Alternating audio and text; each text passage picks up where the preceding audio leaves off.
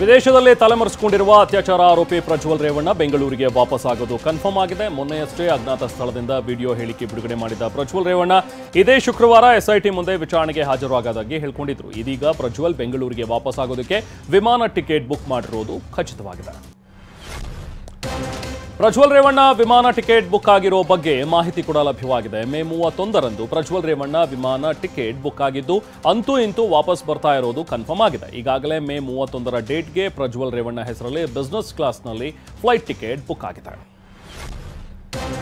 ಜರ್ಮನಿಯ ಮ್ಯೂನಿಕ್ನಿಂದ ಬೆಂಗಳೂರಿನ ಕೆಂಪೇಗೌಡ ಅಂತಾರಾಷ್ಟ್ರೀಯ ವಿಮಾನ ನಿಲ್ದಾಣಕ್ಕೆ ಪ್ರಜ್ವಲ್ ರೇವಣ್ಣ ಆಗಮಿಸ್ತಾ ಇದ್ದಾರೆ. ಲುಫ್ತಾನ್ಸಾ ಏರ್ಲೈನ್ಸ್ ವಿಮಾನದಲ್ಲಿ ಬಿಸಿನೆಸ್ ಕ್ಲಾಸ್ ಟಿಕೆಟ್ ಅನ್ನು ಪ್ರಜ್ವಲ್ ರೇವಣ್ಣ ಹೆಸರಿನಲ್ಲಿ ಬುಕ್ ಮಾಡಲಾಗಿದೆ.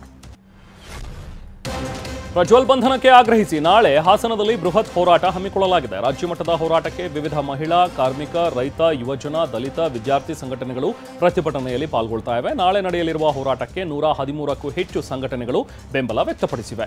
ರಾಜ್ಯಾದ್ಯಂತ ಸುಮಾರು 10,000 ಹೋರಾಟಗಾರರು ಪ್ರತಿಭಟನೆಯಲ್ಲಿ ಭಾಗಿಯಾಗುವ ನಿರೀಕ್ಷೆ ಇದೆ. ಬೆಂಗಳೂರಿನ ಜಿಆರ್ ಫಾರ್ಮ್ ಹೌಸ್ನಲ್ಲಿ ನಡೆದಿದ್ದಂತಹ ರೇವ್ ಪಾರ್ಟಿ ಪ್ರಕರಣದ ತನಿಖೆ ಚುರುಕುಗೊಂಡಿದೆ. ಅನಾರೋಗ್ಯದ ನೆಪವೊಡ್ಡಿ ಮೊದಲ ನೋಟಿಸ್ಗೆ ಚಕ್ಕರ್ ಹೊಡೆದಿದ್ದ ನಟಿ ಹೇಮಾಗೆ 2ನೇ ನೋಟಿಸ್ ಕೂಡ ಕೊಡಲಾಗಿದೆ. ಜೂನ್ 1ರಂದು ವಿಚಾರಣೆಗೆ ಹಾಜರಾಗುವಂತೆ ತೆಲುಗು ನಟಿ ಹೇಮಾ ಸೇರಿ 8 ಮಂದಿಗೆ ಸಿಸಿಬಿ 2ನೇ ನೋಟಿಸ್ ಜಾರಿಗೊಳಿಸಿದೆ. ಮುರುಘಾಶ್ರೀ ವಿರುದ್ಧದ ಪೋಕ್ಸೋ ಪ್ರಕರಣದ ಸಾಕ್ಷ್ಯ ನಾಶಪಡಿಸಲು ಯತ್ನಿಸ್ತಾ ಇದ್ದಾರಾ ಅನ್ನೋ ಅನುಮಾನ ಶುರುವಾಗಿದೆ. ಸಂತ್ರಸ್ತೆ ಚಿಕ್ಕಪ್ಪನಿಗೆ ಮುರುಘಾಶ್ರೀ ಹಾಗೂ ಬೆಂಬಲಿಗರಿಂದ ಆಮಿಷ ಒಡ್ಡಿರುವ ಆರೋಪ ಕೇಳಿಬಂದಿದೆ. ಮುರುಘಾಶ್ರೀ ವಿರುದ್ಧ ಸಾಕ್ಷ್ಯ ನುಡಿಯದಂತೆ ಚಿಕ್ಕಪ್ಪನಿಗೆ ಒತ್ತಡ ಹೇರಲಾಗಿದೆಯಂತೆ. ಮುರುಘಾಶ್ರೀ ವಿರುದ್ಧದ ದೂರು ಹಿಂಪಡೆಯುವಂತೆಯೂ ಕೂಡ ಒತ್ತಾಯಿಸಲಾಗಿದೆ ಅಂತ ದೂರಿನಲ್ಲಿ ತಿಳಿಸಲಾಗಿದೆ. ಕೋಲಾರ ಜಿಲ್ಲಾ ಪೊಲೀಸರು ಕಾನೂನು ಅರಿವು ಕಾರ್ಯಕ್ರಮ ಹಮ್ಮಿಕೊಂಡಿದ್ದಾರೆ. ಕೋಲಾರ ನಗರದ ವಿವಿಧ ಶಾಲಾ ಕಾಲೇಜುಗಳ ವಿದ್ಯಾರ್ಥಿಗಳಿಗೆ ಕಾನೂನು ಅರಿವು ಕಾರ್ಯಾಗಾರ, ಮಾದಕ ವ್ಯಸನದ ದುಷ್ಪರಿಣಾಮ, ಸೈಬರ್ ಅಪರಾಧಗಳ ಬಗ್ಗೆ ಅರಿವು ಮೂಡಿಸ್ತಾ ಇದ್ದಾರೆ. ಯುವ ಜನತೆಗೆ ಮಾದಕ ವಸ್ತುಗಳಿಂದ ದೂರ ಇರುವಂತೆ ಜಾಗೃತಿ ಮೂಡಿಸಿದ್ದಾರೆ. ದಾವಣಗೆರೆ ಜಿಲ್ಲೆಯ 22 ಕೆರೆಗಳಿಗೆ ನೀರು ಪೂರೈಸುವ ಜಾಕ್ವೆಲ್ ಯಂತ್ರಗಳಲ್ಲಿ ತಾಂತ್ರಿಕ ದೋಷ ಕಂಡುಬಂದಿದೆ. ತುಂಗಭದ್ರಾ ನದಿಗೆ ನೀರು ಬಿಡುತ್ತಾ ಇರುವಂತಹ ಸಂದರ್ಭದಲ್ಲೇನೆ ಜಾಕ್ವೆಲ್ನಲ್ಲಿ ತಾಂತ್ರಿಕ ದೋಷ ಕಂಡುಬಂದಿದೆ. ಇದರಿಂದಾಗಿ ಶಾಸಕ ಬಸವಂತಪ್ಪ ಅಧಿಕಾರಿಗಳ ವಿರುದ್ಧ ಗರಂ ಆಗಿದ್ರು. ತುರ್ತಾಗಿ ತಾಂತ್ರಿಕ ದೋಷ ಸರಿಪಡಿಸಿ ಕೆರೆಗಳಿಗೆ ನೀರು ಪೂರೈಸುವಂತೆ ಅಧಿಕಾರಿಗಳಿಗೆ ತಾಕೀತು ಮಾಡಿದ್ದಾರೆ. ಇಂದಿನಿಂದ ರಾಜ್ಯಾದ್ಯಂತ ಶಾಲಾ ಕಾಲೇಜುಗಳು ಪುನಾರಂಭ ಆಗಿವೆ. ಬೆಂಗಳೂರಿನ ಮಲ್ಲೇಶ್ವರದ ಹಿಮಾಂಶು ಶಾಲೆಯಲ್ಲಿ ಮಕ್ಕಳಿಗೆ ಭರ್ಜರಿಯಾಗಿ ಸ್ವಾಗತಿಸಲಾಯಿತು.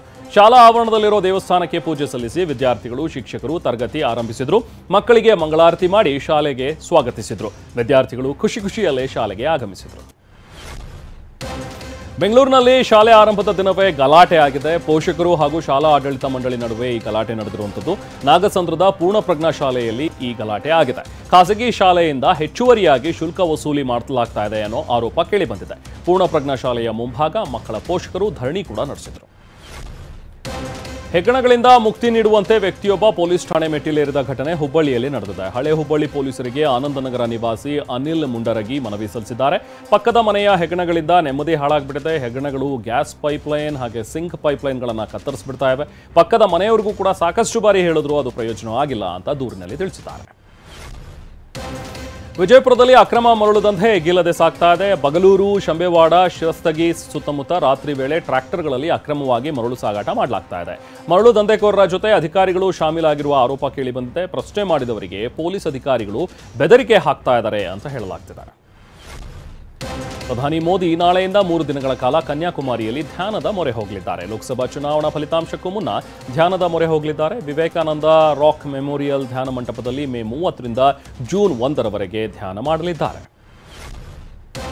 ಆಧಾರ್ಗೆ ಪ್ಯಾನ್ ಕಾರ್ಡ್ ಲಿಂಕ್ ಮಾಡಿಸಲು ಇನ್ನೆರಡು ದಿನಗಳಷ್ಟೇ ಬಾಕಿ ಇದೆ. ಮೇ 31 ಆಧಾರ್ ಮತ್ತು ಪ್ಯಾನ್ ಜೋಡಣೆಗೆ ಕಡೆ ದಿನವಾಗಿದೆ. ಮೇ 31ರ ಬಳಿಕವೂ ಆಧಾರ್ ಪ್ಯಾನ್ ಲಿಂಕ್ ಮಾಡದೇ ಇದ್ರೆ ತೆರಿಗೆ ಪಾವತಿದಾರರು %10 ಬದಲಿಗೆ 20ರಷ್ಟು ತೆರಿಗೆ ಪಾವತಿಸಬೇಕಾಗುತ್ತೆ. ಕೇರಳದಲ್ಲಿ ಮಳೆಯಾರ್ಭಟ ಮುಂದುವರೆದಿದ್ದು ನಿರಂತರ ಮಳೆಯಾಗ್ತಾ ಇದೆ. ಜನಜೀವನ ಸಂಪೂರ್ಣ ಅಸ್ತವ್ಯಸ್ತವಾಗಿದೆ. ತಗ್ಗು ಪ್ರದೇಶಗಳಿಗೆ ನೀರು ನುಗ್ಗಿದ್ರಿಂದ ಜನ ಪರದಾಡೋ ಪರಿಸ್ಥಿತಿ ನಿರ್ಮಾಣವಾಗಿದೆ. ಎರ್ನಾಕುಲಂ, ಕೊಟ್ಟಾಯಂನಲ್ಲಿ ರೆಡ್ ಅಲರ್ಟ್ ಘೋಷಣೆ ಮಾಡಲಾಗಿದೆ.